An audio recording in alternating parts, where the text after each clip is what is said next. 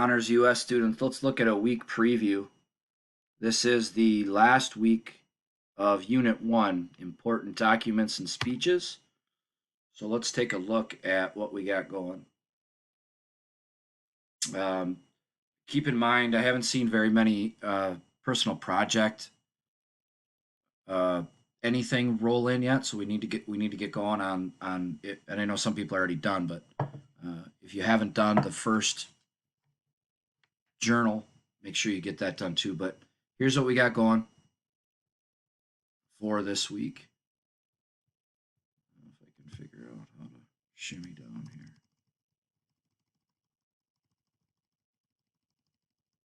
Okay, so first you have a practice timeline quiz. We're going to keep doing that throughout the year until that becomes much easier. Again, context is important.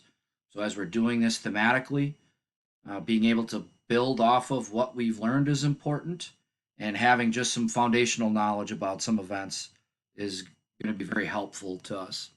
Second thing for today and tomorrow, there's a quiz to take. It's on the Constitution, things that we've learned about the Constitution, both how it was ratified and then some things after. There's a question about secession, questions about the 13th, 14th, and 15th Amendments. So it's all of that material. That is due on Thursday. So you have today and tomorrow to do those two things. And if you're doing this the way that I would hope. Then on Thursday we begin that last topic for this unit. That's foundational 20th century speeches. Thursday is focused on President Franklin Delano Roosevelt, who was elected in 1933 in large part because of the Great Depression.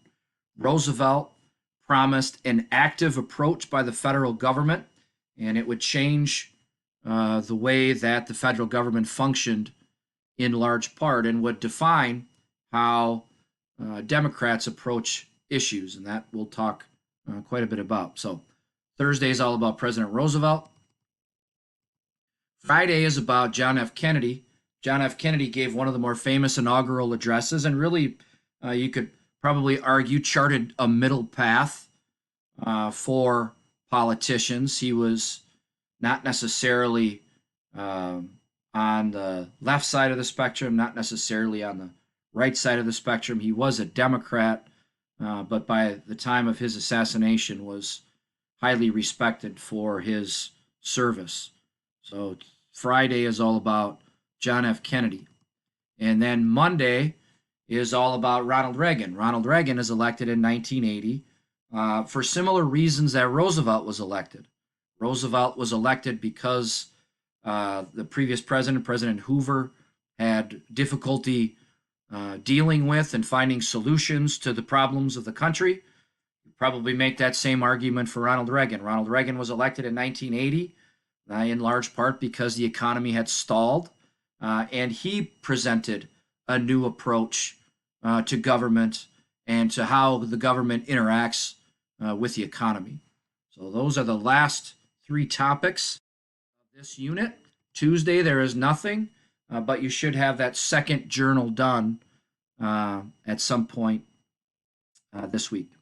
Okay, that is all I have for you. Have a great day.